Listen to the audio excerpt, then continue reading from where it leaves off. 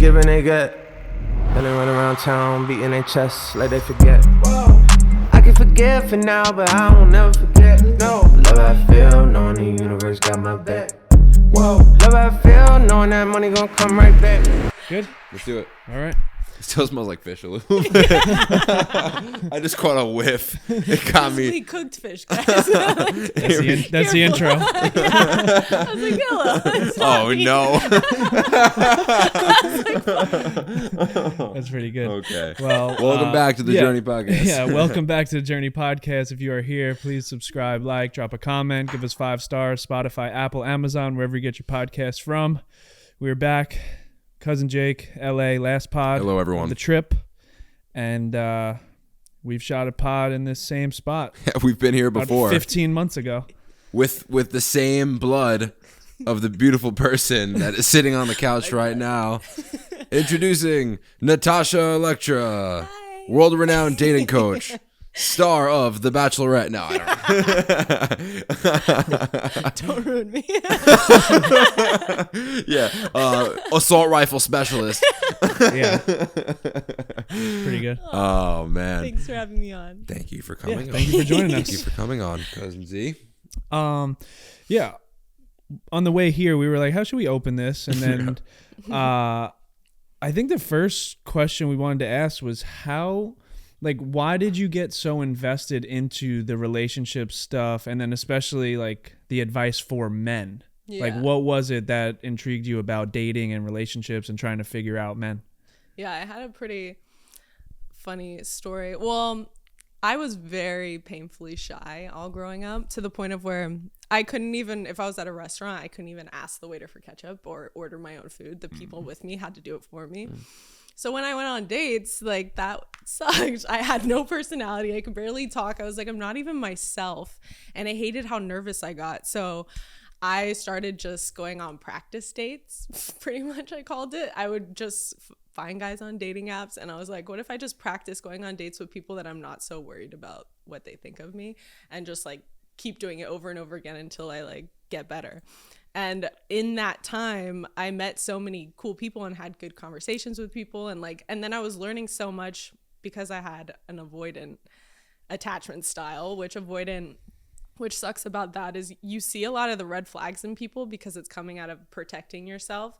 So I would always see what's wrong in the guys I was dating and what they could be doing better and things like that. But what was cool is I learned so much about men, and I was like, oh, I could actually help them. There was like so many things that I was like, oh, if they just did this little thing differently, completely different night.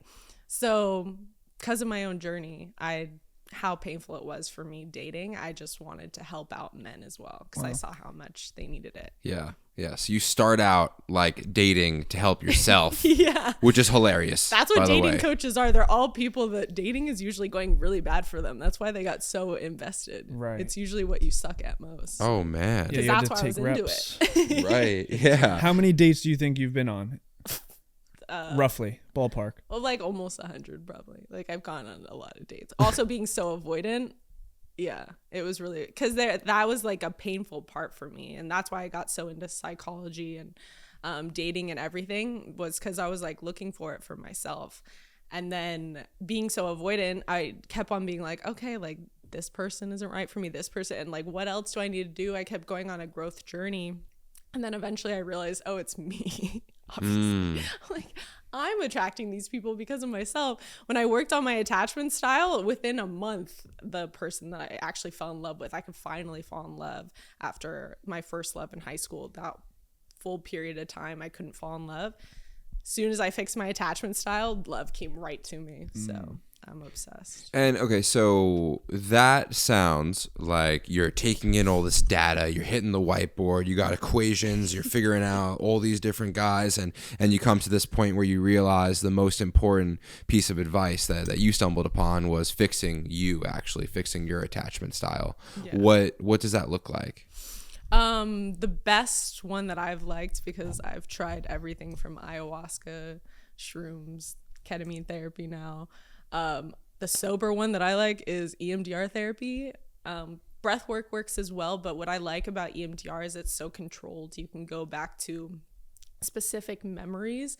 And when you release the things that, because you could be attracted to someone and you're like, why do I like this person that I know is bad for me? Or like someone, like I'm dating this person again, I keep liking this type of person. And usually it's because of a childhood trauma that you need to release in order, because that's what's attracting you to that person, because you feel like, oh, I like this person because of what happened to you when you were younger. It feels familiar. There's a familiarity there that causes you to like them. But when you release that trauma, you won't even be attracted to that type of person anymore. So the more you release the childhood wounding, you just attract better quality people. I was like, every single time I released stuff, I got better people coming into my reality, because now I was more whole and complete with myself.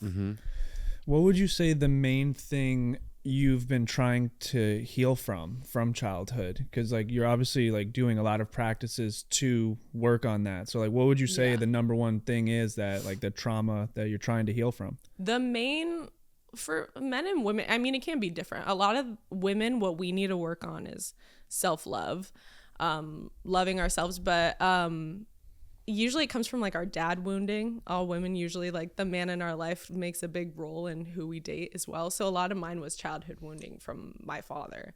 Just he was a very strict Persian dad and had a lot of rules that weren't the same as how it is living in Iran in America. So having a daughter like me, he literally, like every day when I went to school, I was covered head to toe, like complete, like is like 100-degree weather out in Santa Clarita, and I'd be like wearing full sweater and jeans. So I was like raised very like hide who I am as a woman. So that definitely affected me. Yeah, I feel like we see that a lot with the kids that say we grew up with. Like we went to the same high school for like 2 months, but it was like a very rich, preppy, a lot of kids that came from a lot of money, but you could tell that they grew up probably very strict, very sheltered. They never got to go out. Their parents kind of had them like on a leash. And then once they had some freedom, like those are the kids that went to drugs and went to crazy partying, like they lost control. But like kids like Jake and I, like our parents, they were strict. They cared about us, but they let us be kids, right? So we got to try some beer in 8th grade and smoke a blunt in 8th, 9th grade, you know? But like we were raised just enough to know like, all right, I'm not going that route. But you see the kids that, did you feel like once you got older and maybe more free, you were like, I'm free now. Like now I can be exactly who I want to be whenever. Did you have that feeling? I definitely went through, because what I was programmed as a kid was like, I have to be the good girl. Like I always have to be like perfect. So I think that's why I'm so obsessed with comedy or things that I felt like people actually get to just be their complete selves. I was like, oh, it must be so nice to not care what people think, because I had to care so much what my dad thought and making sure I was doing things right, that broke me out. If I didn't have the balance of my mom's European British, so she was very non-judgmental, and I felt like I had an outlet where I could talk about anything. If I didn't have that, I would have been someone who just like went more crazy with my life. But having her helped me so much. Yeah.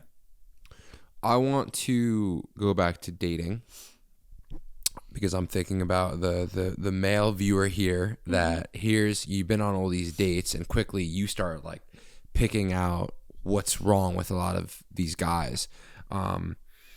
What was like the first, what's like the common trait between men that are dating that you that like almost icked you out, that men don't even know about? A lot of women, we're mostly testing.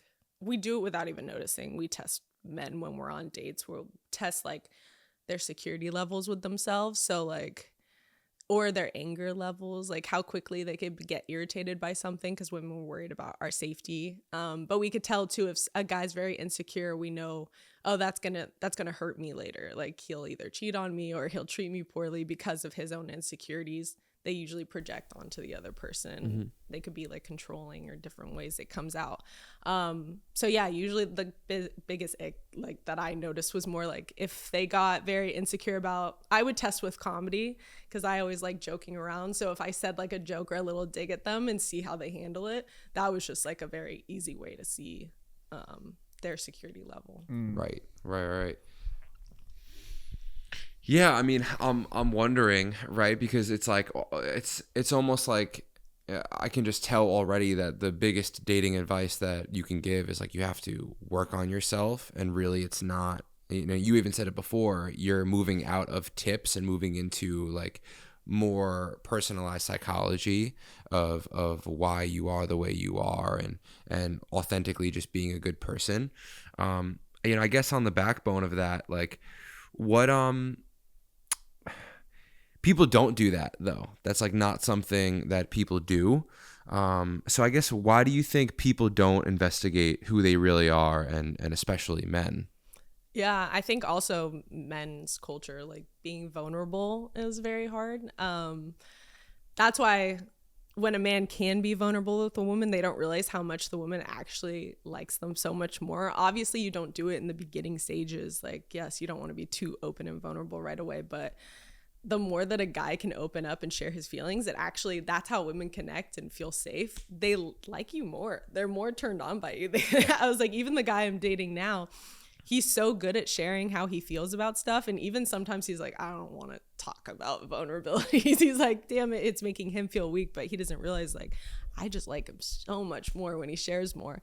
So doing that inner work to feel comfortable being more vulnerable and getting to those places. That's why I do recommend an EMDR therapist, because they can help you share and learn how to share without feeling like you're giving away your power in a way. Because I feel like men they're told, like, don't be too vulnerable with a girl, she can hurt you, or like you'll come off weak. But there's a way to do it where it's actually attractive, because you're not doing it from a weak place. I think the more you do the inner work, say with a therapist, and you're getting comfortable sharing, you'll know how to share with a woman in a way that's attractive. It's not coming from a weak place. It's like coming from like, hey, this upset me, this made me feel this way, or something you did triggered like a past relationship where someone cheated on me or whatever, and I wanted to just like talk about this. When you're coming from a more like secure place because you've done the work on yourself, it's going to be attractive when you're vulnerable. Yeah. How quickly do you know when a guy isn't right for you? Because I've noticed that women typically will like let you know like that they like you. Like you'll know when a girl likes you. But I feel like when they're distant, communication isn't consistent, sometimes there's an excuse of why you can't hang out this day, right? Like to me, that's a key sign, like they don't like you. That's where I say. Yeah. So like how quickly do you know that, and do you stay in communication? Like do you do that? Do you kind of dread, or like when you know like a guy isn't right, you're like, I'm moving on? Yeah, I think it depends on the type of person you're dating. Like I had a avoidant attachment, so I was very quick. Like it was like one date and I just like let him know not interested. But then there's like the anxious attachment, where there's girls that they'll just keep you around for that like hit of like validation or like attention. So they'll drag on things longer even if they don't see themselves with that person, which is messed up. But yeah, I think it just it depends on the person. And how are you supposed to know your attachment style? I love that book. I think it's called, I think it's just called Attachments, like, or Attachment Style. But yeah, you can read and see which ones you resonate with more. Or just even seeing like a EMDR therapist and talking about it. You can see like, and you also change at different times of your life, especially if you're dating someone that could be more avoidant. It can make you a little bit anxious until you communicate, and there's ups and downs throughout the relationship. But that's why you have to have that vulnerability and open communication in a relationship, because if you can't have that honesty, you're just it gets worse. I've noticed like when I'm dating, even the person I'm dating now, if I don't share something that triggered me sometimes, I just noticed that trigger comes later in a bigger form, and it'll be like something that I really can't ignore and I have to say something. So I'm like, the sooner you just can actually be vulnerable with the person you're with, dating is so much more fun. I was like, oh, and I like them so much more after we get through those hurdles of the triggers. Yeah. I'm like, now I'm so much more attracted to you because we got through this. Like, what else? Like, Yeah. Okay. So 1, we're going do the work on yourself. 2, be vulnerable. Let's say I do those things. I'm working on myself. I'm down to share openly. I am vulnerable. What, like, what is a man supposed to be for a woman? How am I supposed to show up for my girl? Like, what is the role of a man, you think, in a relationship?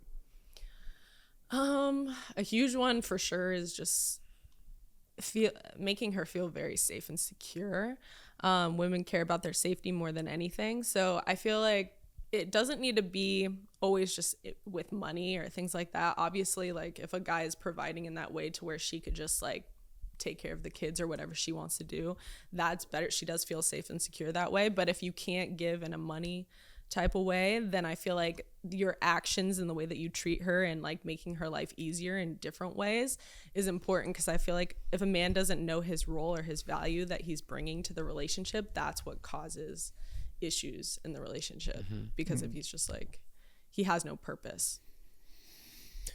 Now, what do you think is wrong with today's dating culture? Do you think it is like the two steps that Jake initially said and you said, is doing the self-work and being vulnerable? Like, do you think that's the key to saving relationships? Or like, why is it so easy for people to look for the next person? The grass is greener, right? After 6-8 months, it kind of gets boring, gets old. Yeah. Someone more attractive comes in. So like, what do you think is wrong with today's dating culture? I think the huge thing with why people cut people out so quickly nowadays is everybody thinks, yes, if something happens within the relationship with someone that they're with right now, like, because there's so many times that even with the guy I'm dating now, there's been big triggers that came up, and we both have an agreement that we're going to be completely honest with each other and let each other know when we about things. We don't lie to each other.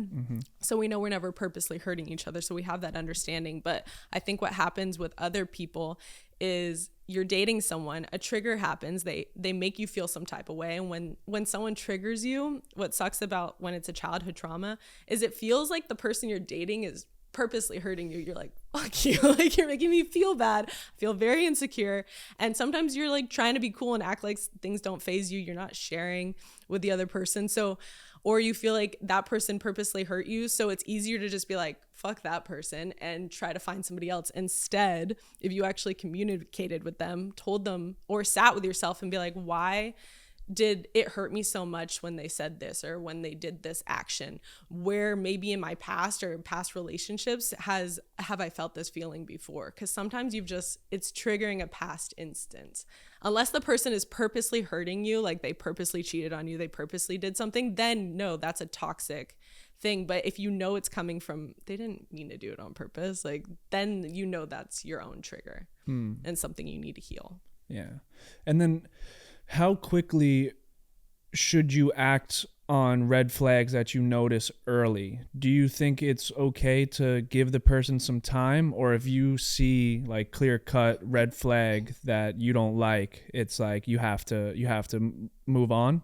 Or do you give people time? It's a great question. Yeah. With my experience, like being the avoidant attachment, I cut people out way too soon. I know I had a lot of great people that I went on dates with and people that I was hanging out with, and I know they were great guys. My own insecurities of trying to keep myself safe and not get hurt, I cut people out way too soon. So I learned, thank God, once I started healing myself, to give people more of a chance. Because I think that's the problem, is people cut people out too quick because they're trying to keep themselves safe. They don't want to get hurt. People are so worried about getting hurt that they don't even try to get to know the person. And no one, especially me, like I was cutting people out on the first date, and I was like, no one's their best version on the first date. And especially if it's a complete stranger you met off a dating app, like you're still getting to know each other and feeling each other out. And it's too soon. Should you be with dating, is it better to be tactical about it and try not to get hurt, or is it better to just experience things and learn from experience?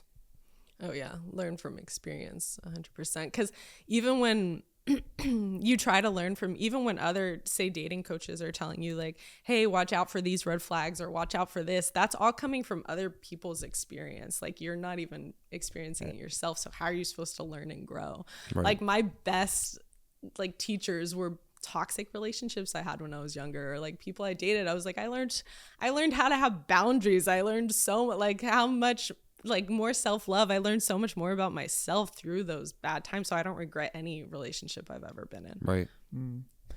What do you think? What do you think are the 3 main characteristics a woman looks for in a man? The 3 characteristics she looks for in a man. I could go for like more myself, what I've noticed just with and women that I've talked to.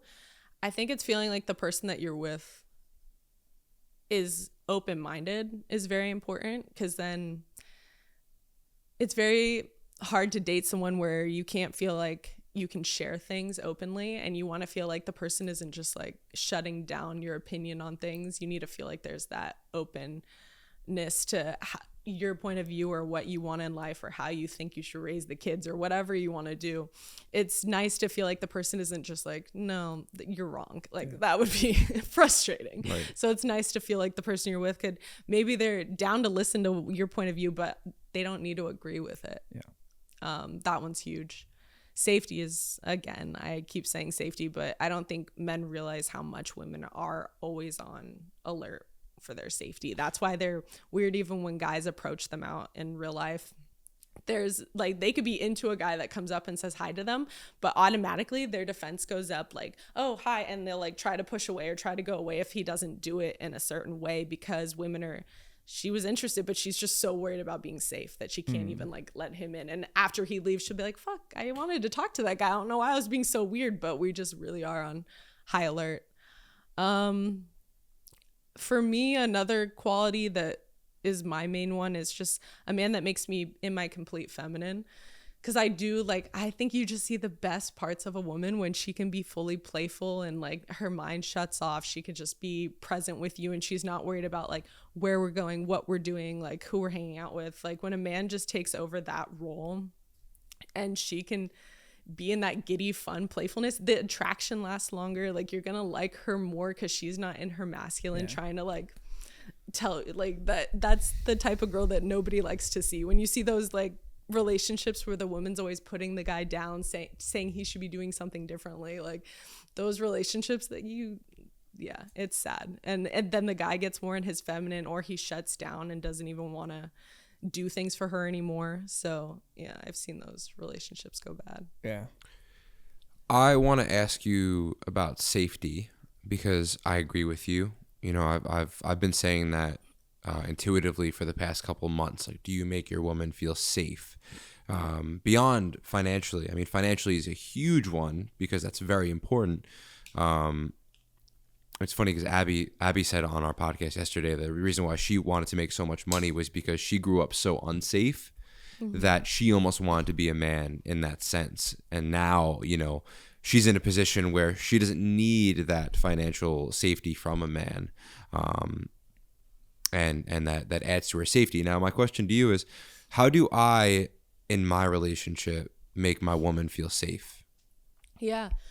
For me, what I've noticed makes me feel the most safe is that vulnerability. It just like, and that open communication where it's like, you tell each other things, even if you know it's not going to be good for you. Like sometimes like like even in my relationship, we had an agreement, because we said, but you have to tell each other how you expect the relationship to go. So I think that's important. So we said like, hey, if there's ever somebody that you ever dated or were intimate with in the room, just let me know. Like I don't want to be hanging out with them. And I was like, okay, yes. And there was a person that did come to an event, and I completely honestly just blocked it out because I never wanted to like think about that time with him. And then I realized as they were talking, I was like, wait, shit, like that I was that person. And I was just like freaking out, very triggered, and feeling like I didn't want to tell him, because I was like, I don't want to have to deal with this. Maybe it's better if I just don't say anything. And I was like, no, I don't want a relationship like that. And so many people do that. I've been around people even today where they like let the people hang out and they're like friends, and they still don't even tell them that they were ever with each other's person. And I want that open communication, even if it sucks to say.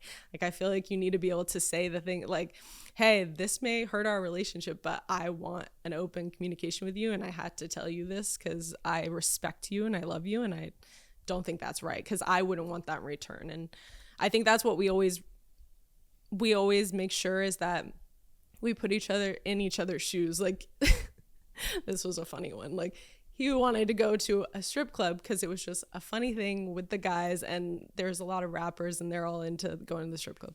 And I was just like, how would you feel if I went to a place where there was a lot of men hitting on me and they were getting naked in front of me and they were trying to turn me on?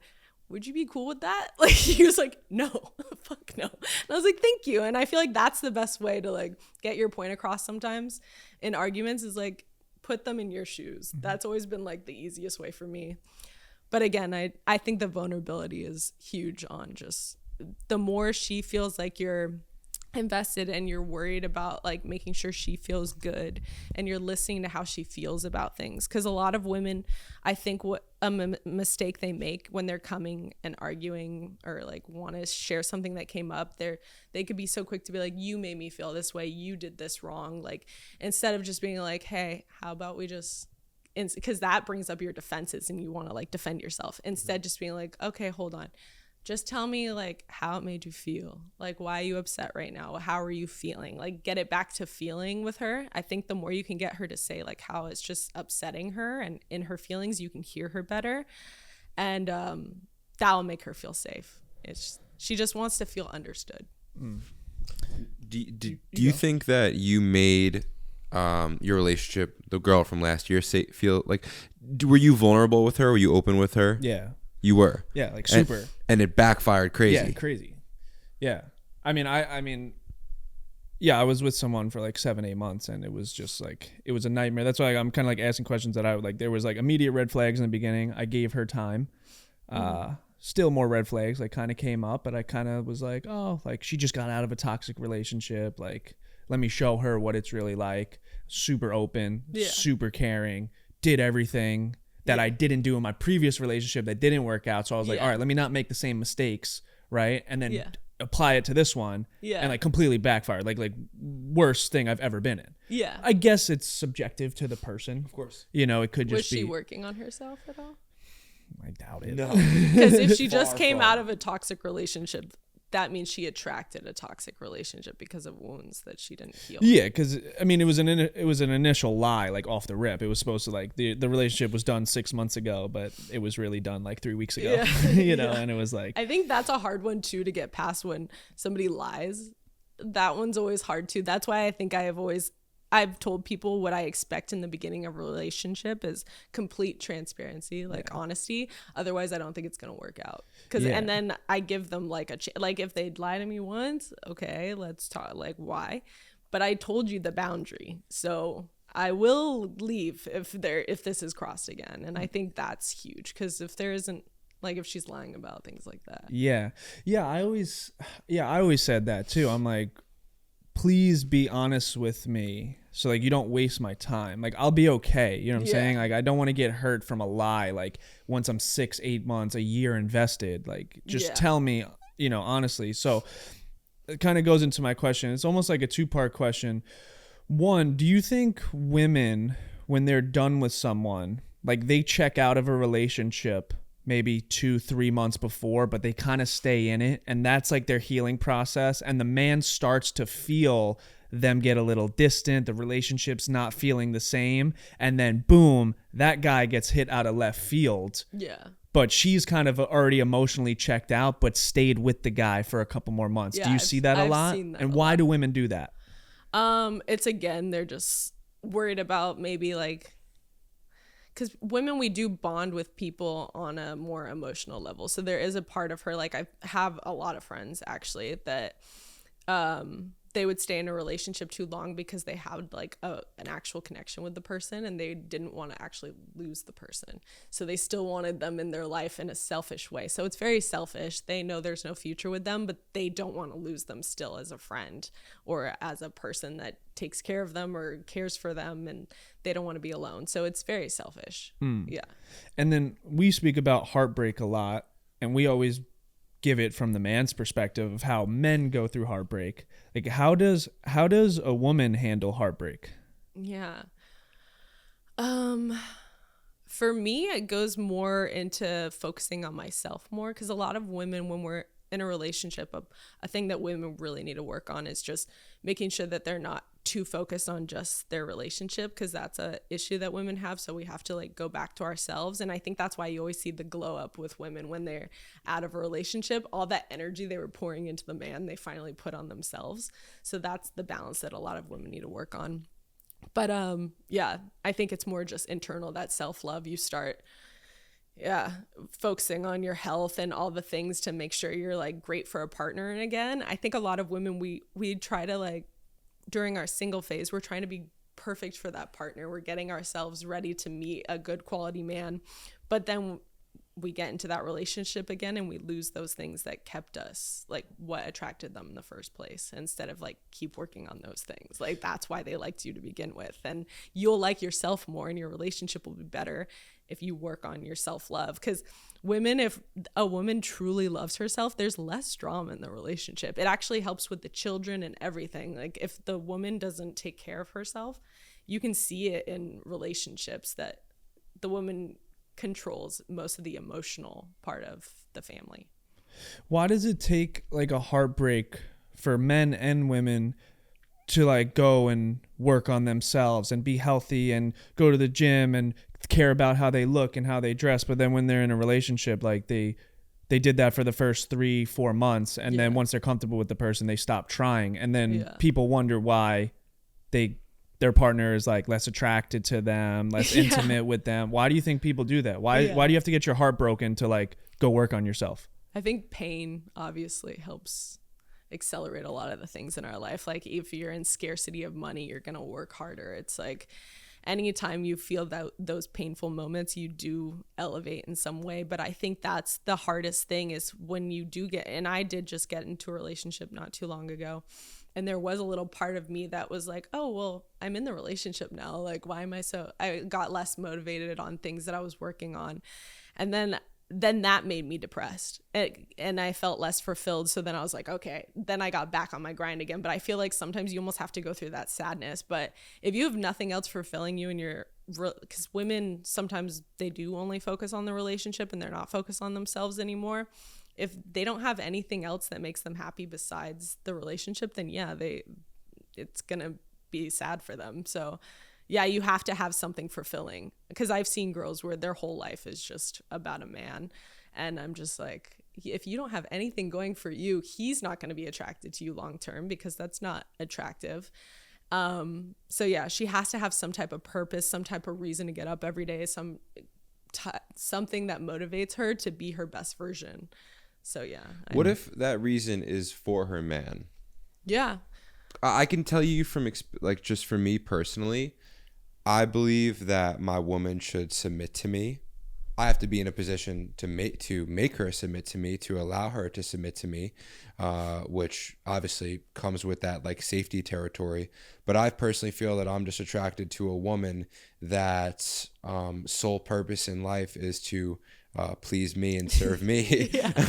Because it's not really just pleasing me and serving me. It's that we have a common goal. I personally believe in a relationship, the man's goal is to make his woman feel safe, love her so intensely, give more love to your woman than the world could ever provide for her,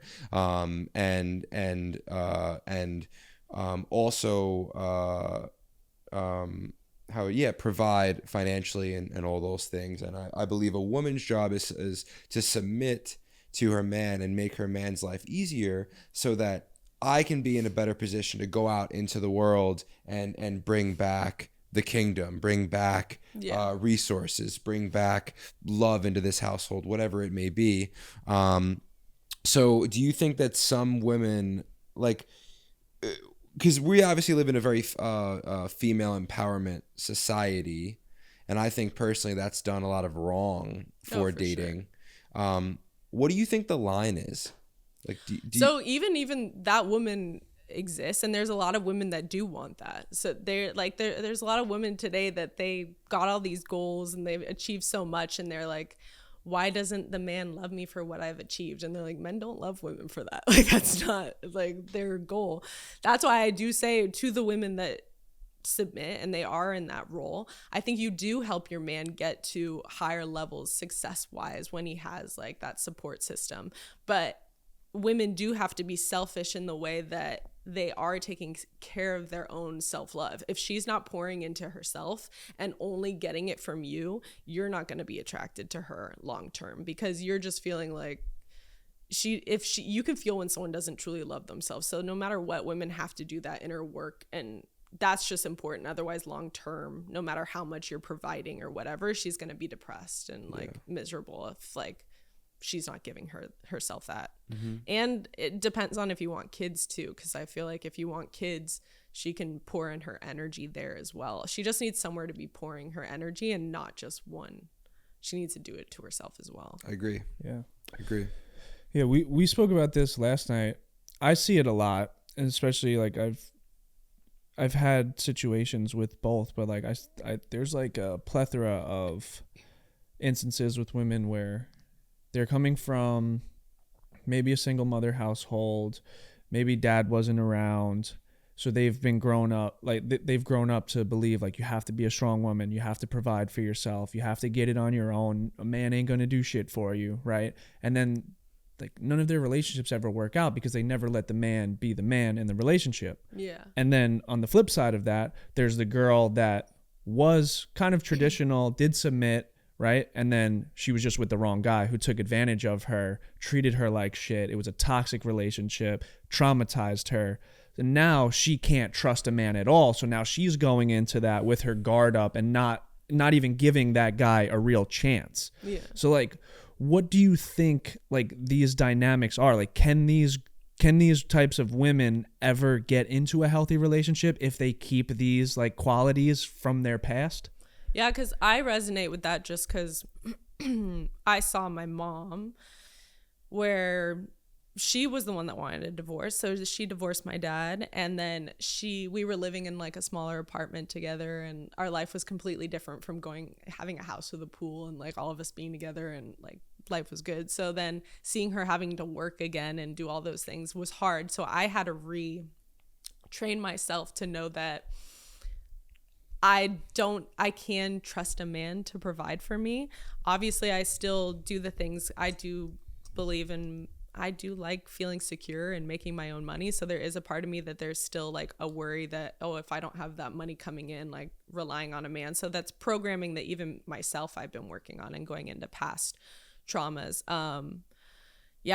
I think a lot of women, it goes back to releasing those traumas, because it can come from, if like you saw your family situation and they had scarcity growing up, releasing those past traumas is the easiest way to help reprogram yourself. Because I noticed even with myself and ayahuasca experience that I had, I kept on having a lot of fear coming up and not being able to, and then the person that was helping with me was a man, and it was so hard for me to ask him for help because I was I have to be independent, I have to take care of myself. And one of my biggest learning lessons in it was I had to literally submit and ask for freaking help. And I was like, fuck, and it had to be this man.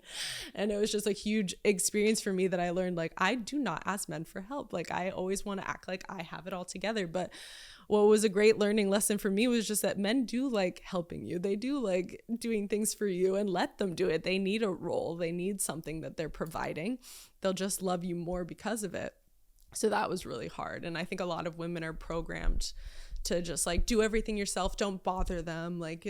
And we're just like thinking we're being easier and chiller girls, but it's actually just ruining the relationship. Yeah. I think that, as a man, like we definitely, I think our society places us in this position, right? Because it's like, I'm not going to take responsibility for all the men in the world, but like we've gotten away from what a relationship is even supposed to be in the first place. Mm-hmm. And I just think it would be so simple if like a guy played his role and a woman played her role, and y'all were just virgins and, married and had kids and everything was c'est la vie, right? It's like, we're trying to do it on our own. We're trying to, I don't know. I think we're trying to rewrite the blueprint a little bit. Like, I just feel like I look at a lot of old school relationships, you know, from, I guess, like, everyone always says their grandparents. That's like something people say, like, oh, do you know not a toxic relationship? Yeah, my grandparents, you know? Yeah. And we try to rewrite the blueprint. And I think the reason why we rewrite the blueprint is because we just bought into this idea with social media that things have to be perfect. And that's what's scary, I think, about our current society, is that we're chasing something we can't catch. And really, like, beauty and love, I think, lies in the imperfection of things. And I also think it lies in the choice. The only way to find that is if you do work on yourself.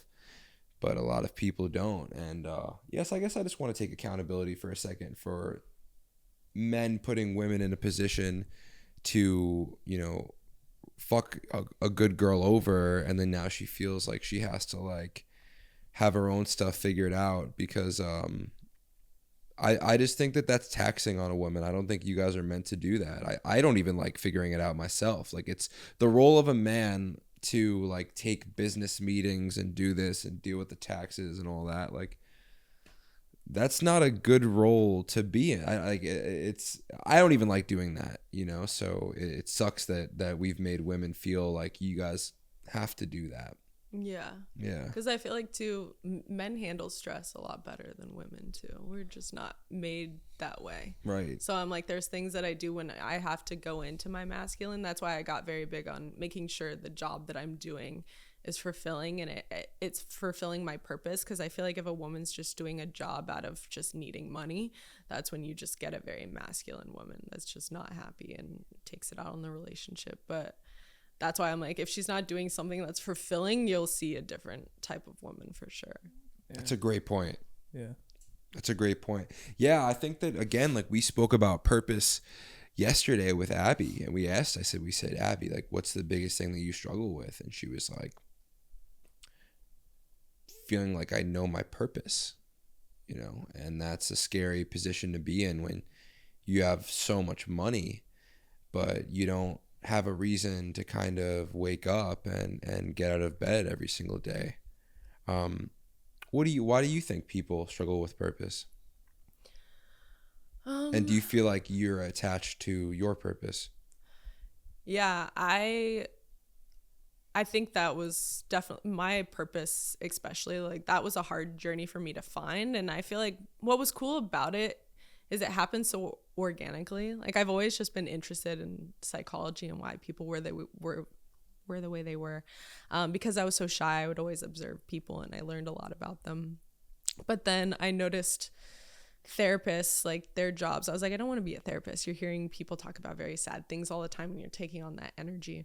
But dating was always just so fun to me, and I was fascinated by it. And then obviously with my own journey, and I don't know, I've always just connected with guys ever since I was little. Like, my best friends were always guys, so I think I just always loved that side. And I just feel like a lot of people are helping women, but I feel like a woman helping a man, because that's what I learned in my ayahuasca experience, that they said, because I asked, I was like, should I be helping men or should I be helping women? Because wouldn't it make more sense to help women? Because that's what I've gone through personally. And they're like, no, when you have a way of getting to men, you know how to talk to men. You'll make learning fun. You'll make it easier and simpler. And you helping the men be more vulnerable, that's going to help them meet women, and women are going to help them excel, because women do help men connect to their more vulnerable side. So if I can at least help them, like, find those women, they will grow on that personal level. So that was what they told me. So I was, like, very excited about that. So I do feel like I am on my purpose. Finding your purpose is hard. I think you just have to start back from the basics of what actually lights you up and what are you naturally just interested in. Because I could research psychology and dating stuff forever and not even notice how much time goes by. Right. So I think finding something that actually energizes you and doesn't drain you. And I think you have to look at the motivation and the desire for finding your purpose, because for us, right, like, we knew early on we were supposed to communicate. You know, we were supposed to have a podcast. I'm not saying we're the best interviewers in the world. We're far from that, but we love having conversations. You know, it's just like something we love doing. I don't have to, like, that's another thing. Like, you don't have to be Tom Brady for your purpose to be something in football, Yeah. you know. And like for us, like, yeah, maybe we're not like Harvard's, you know, doctors, but like we love having conversations.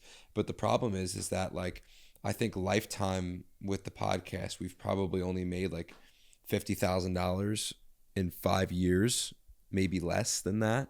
And there's two of us, and you average that out, like we don't make no money from this. Yeah. And so but that's the problem, I think, for, you know, for people listening as well. It's like, well, you have to find your purpose, one, for dating, but two, just for your general of who you are.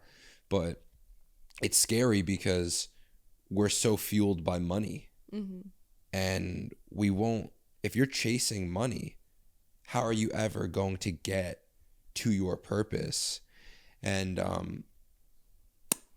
that is a scary, I just think that's a scary thing because it's so expensive to live in this country.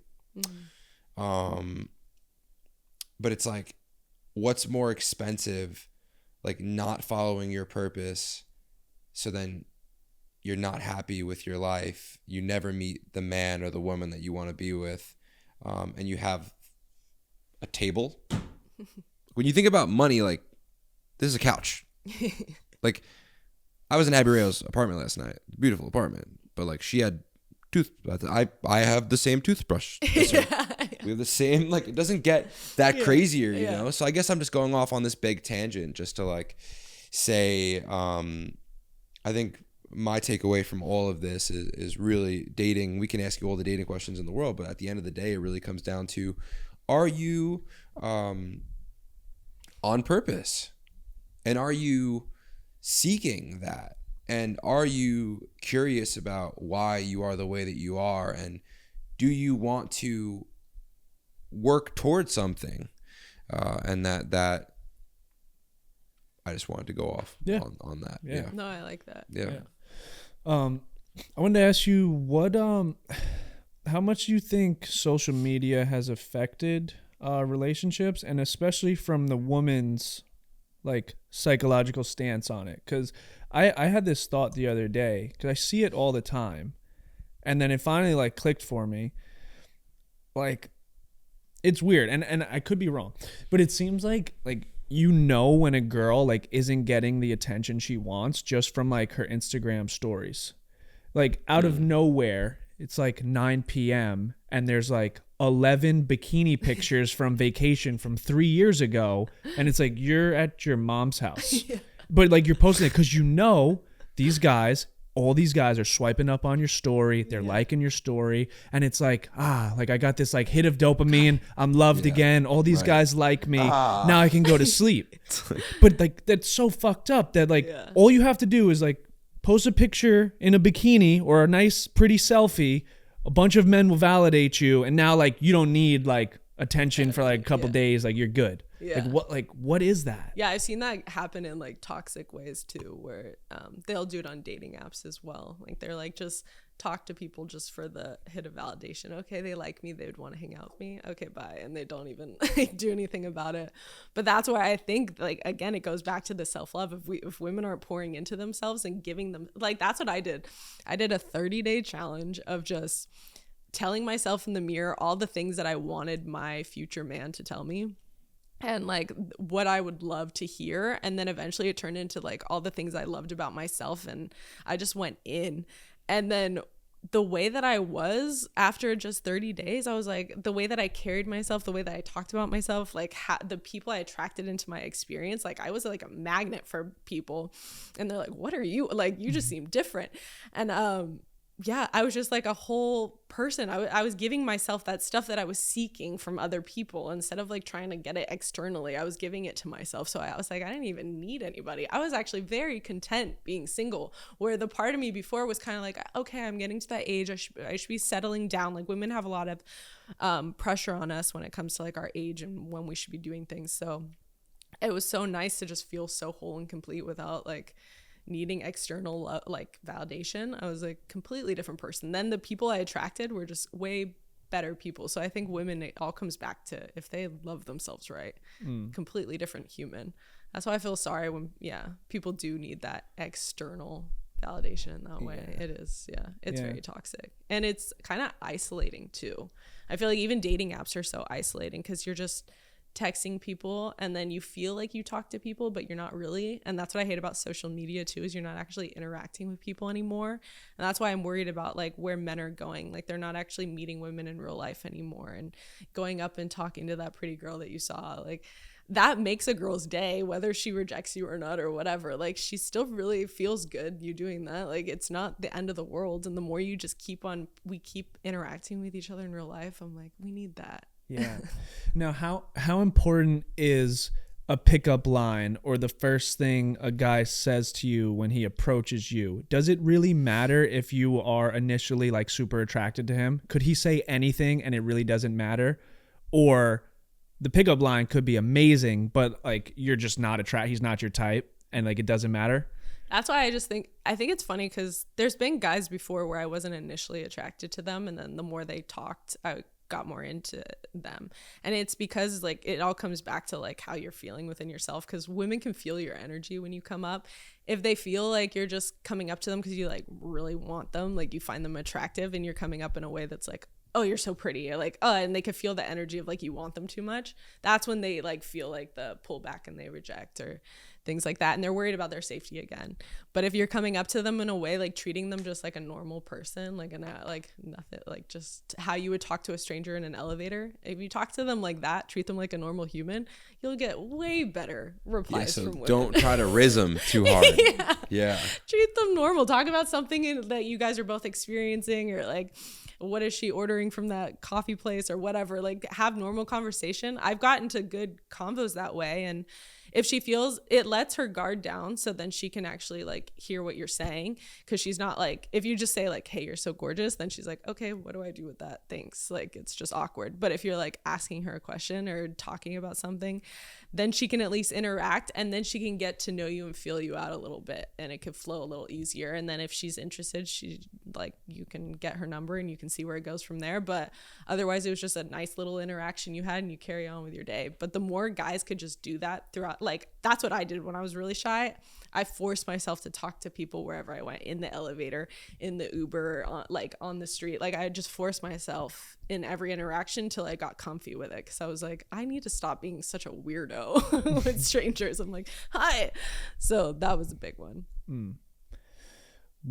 What's been, give me your worst date story.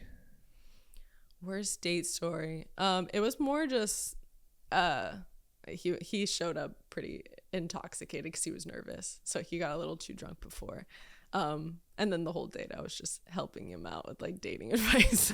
Oh, really? He probably hated that. That was like a long time ago. But yeah, I think it's just getting too intoxicated obviously isn't like a good look, because then you're just showing the woman too that like you are very nervous, you're not feeling very confident. So it all comes back to how you're feeling about yourself. I want to ask, this is fun. I meet a girl out. I'm like, oh my God, she's beautiful. We kind of hit it off, whatever. And I really want to have a good first date. Where do you go on the first date?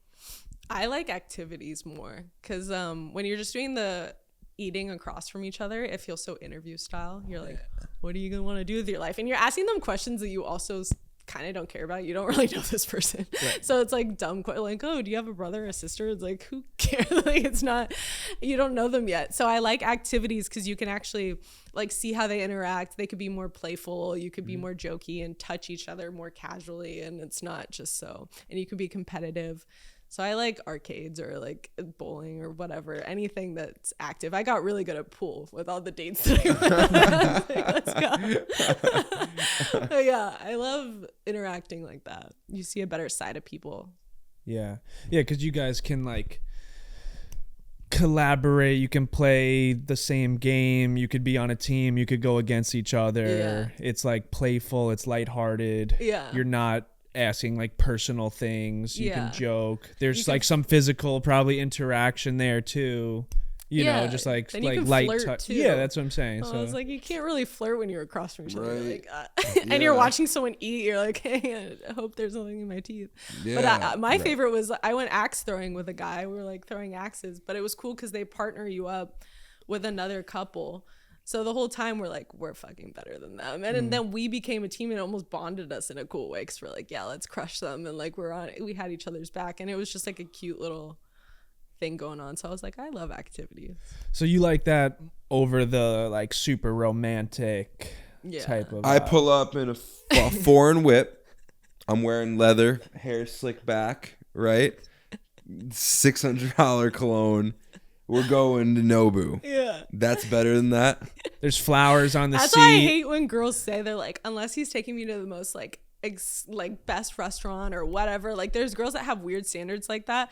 When they're coming, that's a red flag to me. When the woman is a little bit too like particular with the date, that's showing like she's so insecure about making sure that a man knows her value that it feels like she doesn't know her value in a weird way. I'm like, to me, that's coming from an insecure place. So I'm just like, yeah, no, that's what it is. Even when girls say they have like so many red flags or icks that you could tell are so shallow, it's like, you're so insecure. That's not coming from a good place. Oh my goodness. What so now question for you. Do you know any girls that like their standard is just like they need to be with a rich guy? Yeah, I've met girls like that. Like they're not in my friend group, but yeah, they're like I have to be.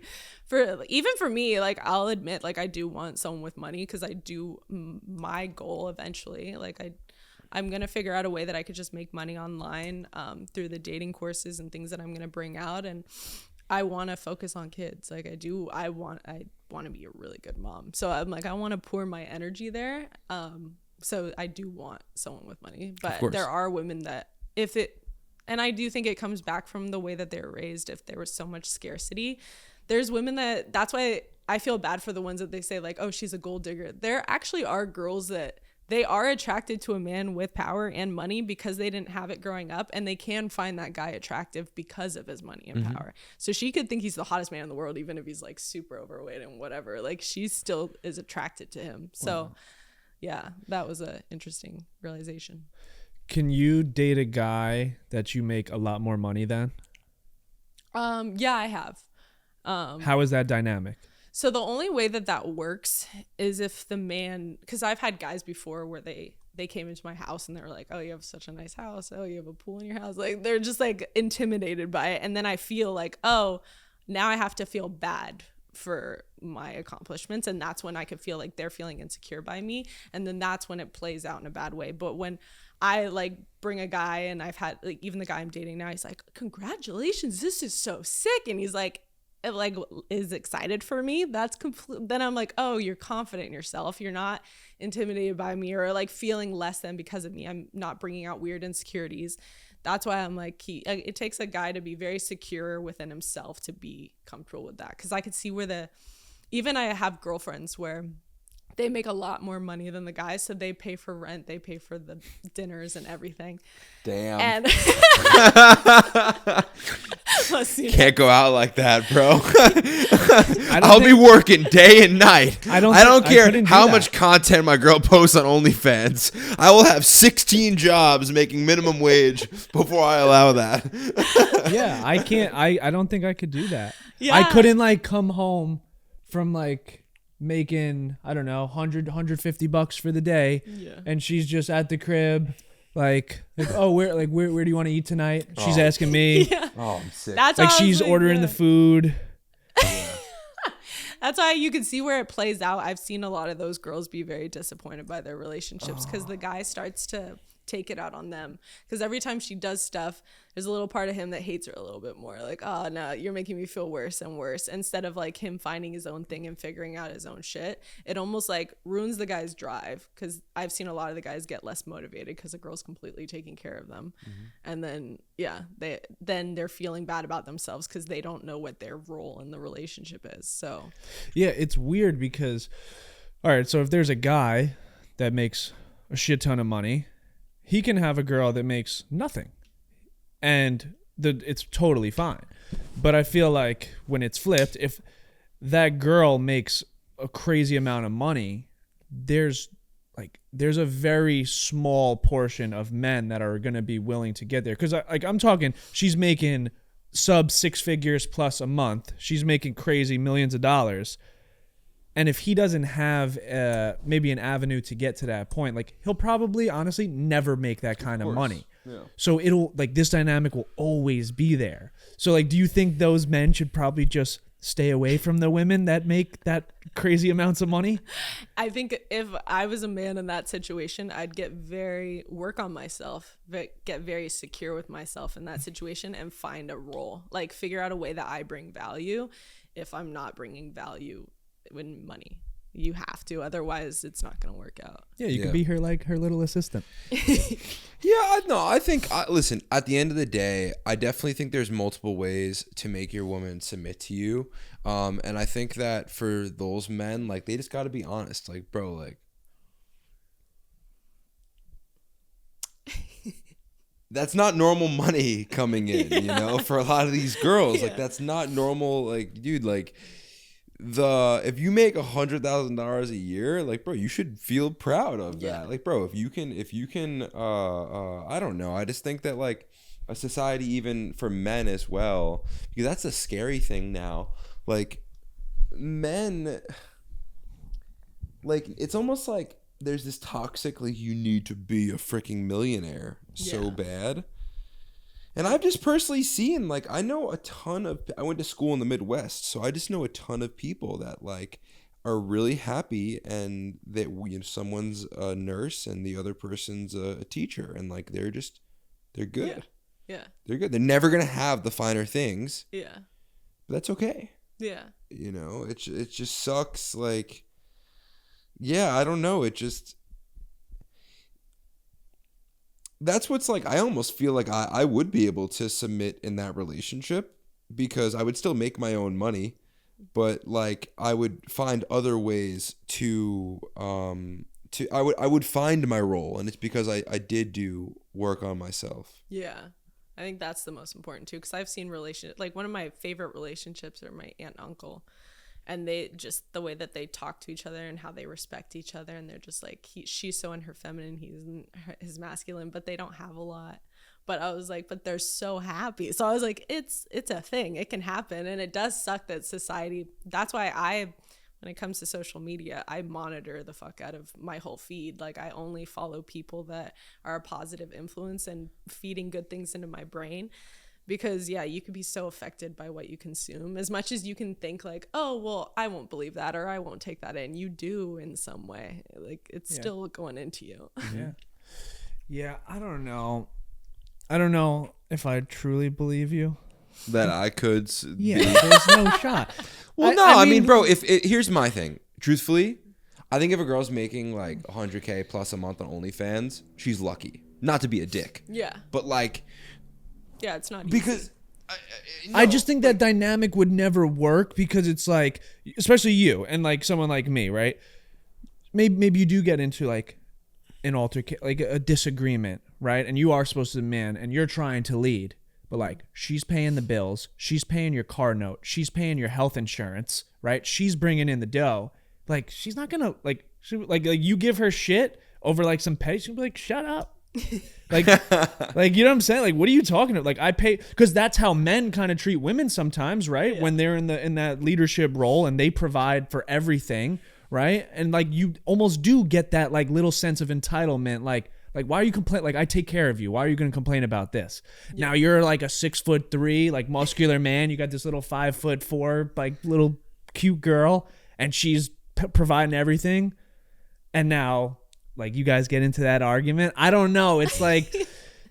But see, that's why I couldn't even... Like, because even from the female side, hearing that, like, I couldn't... I dated someone like that where they kind of make me feel like, well, I'm doing all this for you, so you should be, like, the best for me. I was like, even that, like, that's why I was like, you have to have those really vulnerable and open communication, like, relationships. Because even the one I'm in now, like, there's no part of him that expects certain things from me because of like how he treats me, and then there's like the vice versa. So I think if people are fully working on themselves, I do think there's a weird possibility like it can work if the man isn't making as much like money. Who pays for dinner? Who pays for dinner? Yeah, but bro, that's kind of what I was saying before, just about like if a girl makes that much money, I'm almost okay with her because like OnlyFans is automated. You know, All right, they have. what if it's you not guys. only? What if it's not? What if it's not OnlyFans? What if it's not OnlyFans? Yeah. What if she's like a, I don't know, a fashion designer, and she's huge, and her man makes like $5,000 a month, and she's a multimillionaire. What do you think? Do you think that's okay? I think it is. I think it just depends on how much work the guy does within himself, and it also depends on what you want as a man. There are men that are not going to be okay with that, but there are men that they would be totally fine with it. Like they are but they'd have to do a lot of work to feel confident in that way. Yeah. Like you can't just be like, oh. Well, I think again, like I think that if you have your thing, here's the thing, right? You can't.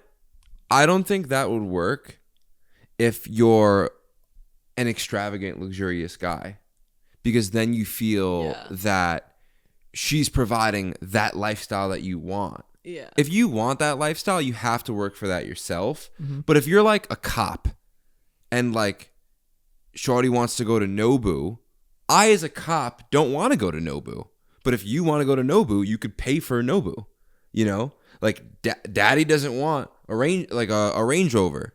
I'm a cop. I'm probably cool with, I don't know, an old Chevy school, Tahoe. Yeah, Chevy Tahoe. I drive a Silverado.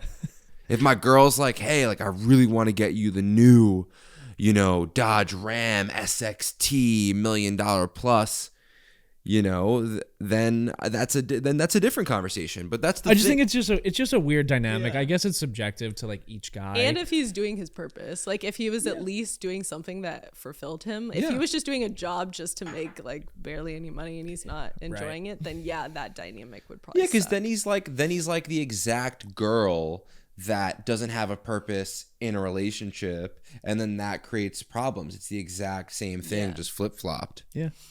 It's interesting. Do you think love is a choice? I do.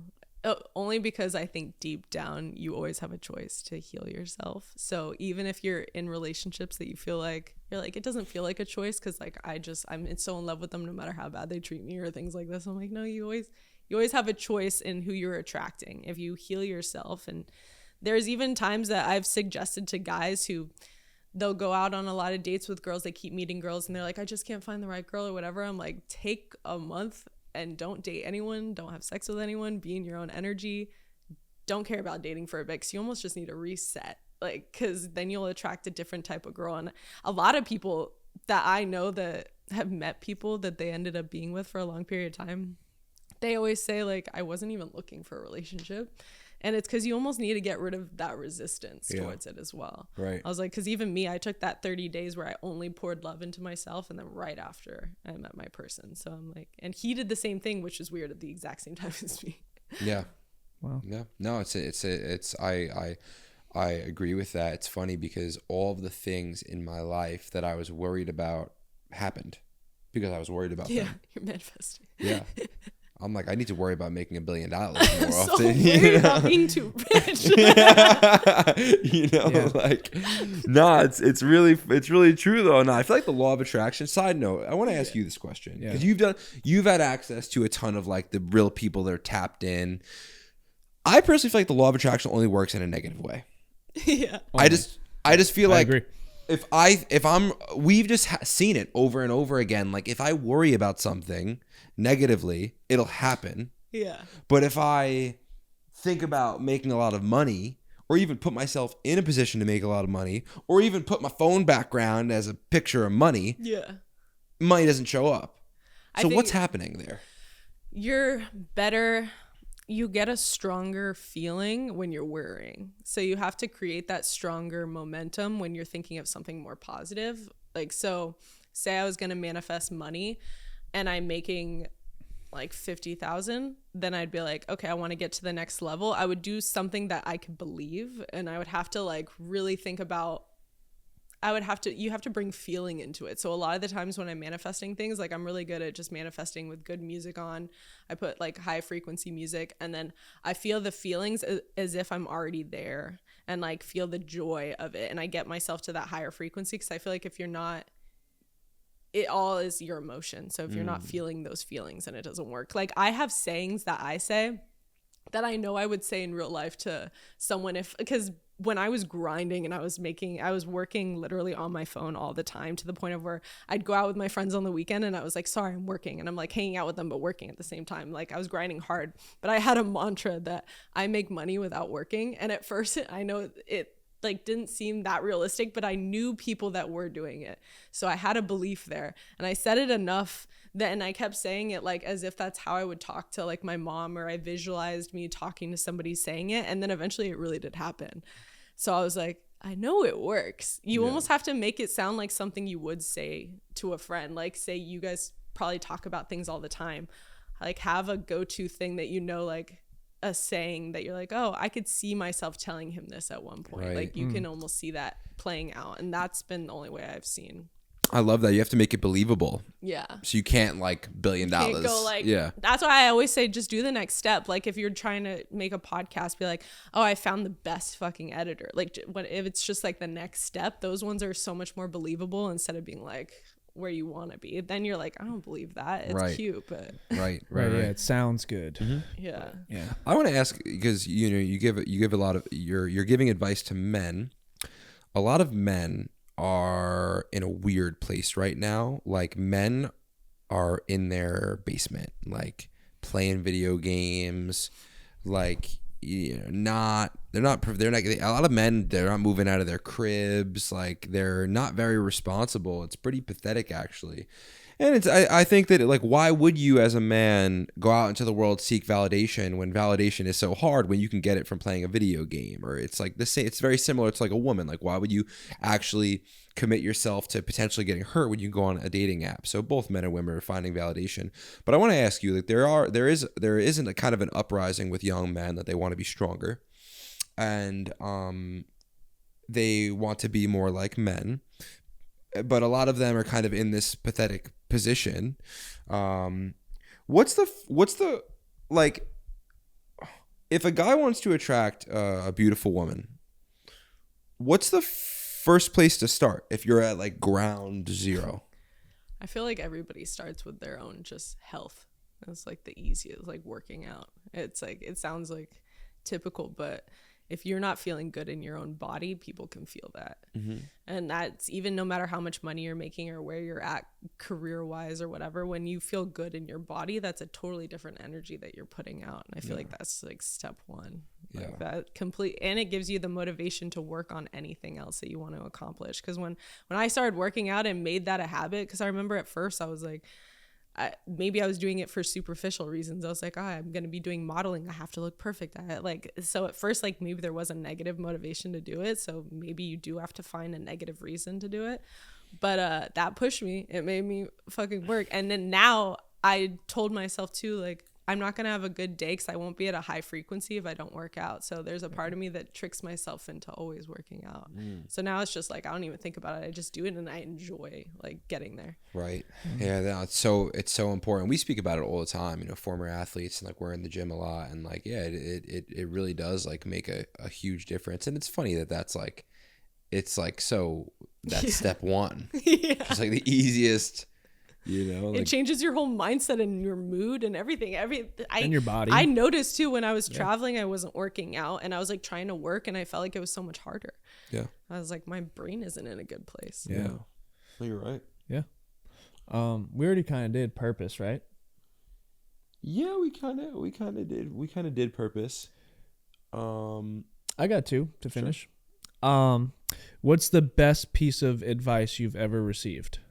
I just know the thing that transformed my life the most was more going into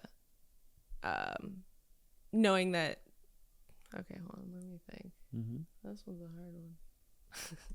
I'll tell you my best piece of advice Yeah. that I've ever known. I don't want to know.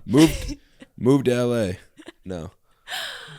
I feel like the most transformative time was when I got that millionaire mindset, and I just, because people always tell you are who you hang out with, so I just started listening to Audible books and taking on the mindset of people that I wanted to be like and listening to them every day. It's like you're hanging out with them. It's like you're getting the best knowledge ever. But Millionaire Mindset, that completely transformed our whole lives. Who did that? Secrets of the Millionaire Mind is what it's called. Okay.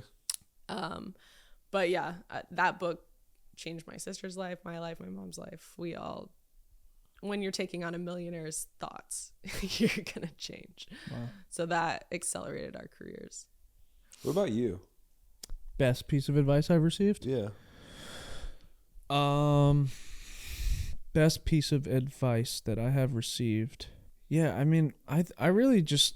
I don't think you got to Dr. Phil it, man. No, I'm not trying to doc. I mean, like, because you could just be super cliche, but I mean, it's like keep going, type shit. Like, just like keep going. Like you'll never lose if you don't quit. You know what I'm saying? You'll never lose if you don't quit. So like that, I guess that's been probably the most impactful like way I've lived my life, of just like keep going. Like I'm never gonna quit. Anything I do, like I'm not gonna quit. You know what I mean? I'm gonna figure it out, or it's gonna lead me down another path that's supposed to be for me in the long run that I didn't initially see. Yeah. So I would say like creating that mindset, and it's also like I was trying to think of something that like.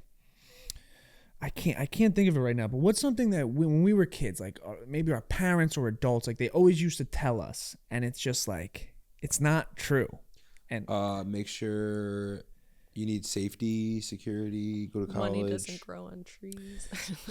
Yeah, I don't know. I can't think of it right now. Maybe it'll come to me, but there was something that, it clicked for me. I heard it not too long ago, maybe a year or two ago, and I was like, damn, like I always thought that was so true when I was a kid, and every adult used to say that to us, and we're like why was that a thing? Like it's so not true, but it's true for the people that live in this like construct small box mindset. That was a huge thing I did when I did trauma release. I was writing down beliefs that I didn't like that I heard from my parents and people around me. I was like, I need to reprogram these, like change, flip them. But that was big. Yeah. Do you have a worst piece of advice you've ever received?